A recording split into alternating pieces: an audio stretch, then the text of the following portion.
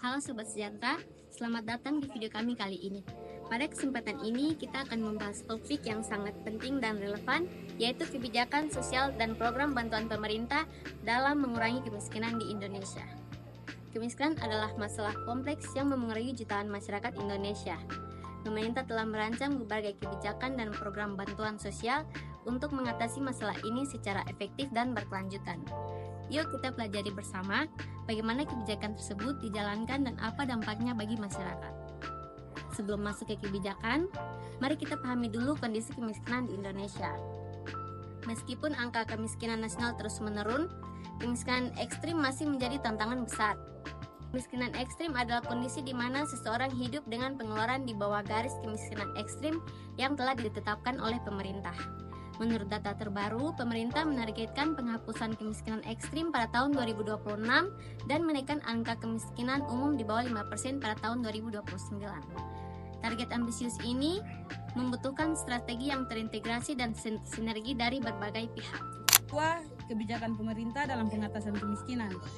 Pada 27 Maret tahun 2025, Presiden Prabowo Subianto menandatangani Instruksi Presiden nomor 8 tahun 2025 tentang optimalisasi pelaksanaan pengatasan kemiskinan dan penghapusan kemiskinan ekstrim. Inpres ini menjadi landasan bagi 45 kementerian atau lembaga dan pemerintah daerah untuk bersinergi dalam pengatasan kemiskinan secara terpadu, terarah, dan terintegrasi. Ada 3 strategi kebijakan utama yang diusung. Yang pertama, pengurangan beban pengeluaran masyarakat. Yang kedua, peningkatan pendapatan masyarakat. Dan yang terakhir, penurunan jumlah kantong-kantong kemiskinan. Strategi ini berfokus dapat memastikan bantuan tepat sasaran dan efektif, serta melibatkan peran serta masyarakat dalam pelaksanaannya. Yang ketiga, program bantuan sosial atau bansos yang dijalankan pemerintah. Pemerintah menyalurkan berbagai program bantuan sosial untuk mendukung strategi tersebut, antara lain, yang pertama, program Keluarga Harapan atau PKH. PKH memberikan bantuan tunai kepada keluarga miskin dengan syarat tertentu seperti anak wajib sekolah dan pemeriksaan kesehatan rutin. Yang kedua, bantuan pangan non-tunai atau BPNT. BPNT memberikan bantuan berupa bahan pangan yang dapat dibeli melalui kartu elektronik khusus. Yang ketiga, bantuan perbaikan rumah dan pembangunan rumah baru. Ini membantu masyarakat miskin memiliki hunian layak. Yang berikutnya ada pelatihan vokasi dan pemberdayaan ekonomi. Ini memberikan keterampilan dan akses modal agar masyarakat miskin dapat meningkatkan pendapatan secara mandiri. Yang berikutnya ada jaminan sosial ketenagakerjaan. Ini memperluas cakupan perlindungan sosial bagi pekerja miskin dan miskin ekstrim. Penyaluran bansos difokuskan pada daerah dengan tingkat kemiskinan ekstrim tinggi menggunakan data tunggal sosial dan ekonomi nasional agar tepat sasaran. Bagian 4, sinergi dan koordinasi antar lembaga. Salah satu kunci keberhasilan pengentasan kemiskinan adalah sinergi antar kementerian atau lembaga dan pemerintah daerah. Inpres nomor 8 tahun 2025 menginstruksikan koordinasi yang ketat agar program-program tidak tumpang tindih dan sumber daya dapat digunakan secara efisien.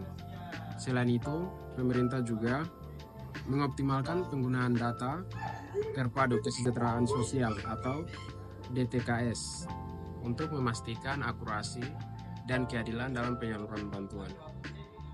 Yang berikut tantangan dan solusi. Meskipun ada banyak program, pengentasan kemiskinan menghadapi beberapa tantangan juga. Seperti yang pertama, karakteristik daerah yang berbeda-beda.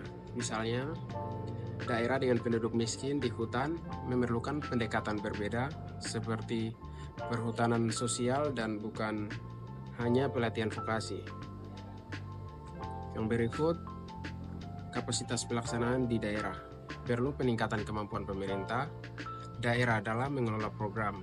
Yang berikut, pengawasan dan monitoring. Penting untuk memastikan program berjalan sesuai rencana dan tepat sasaran. Yang berikut, solusi yang diupayakan termasuk peningkatan pelatihan vokasi, pendampingan sosial, dan penguatan sistem monitoring serta evaluasi.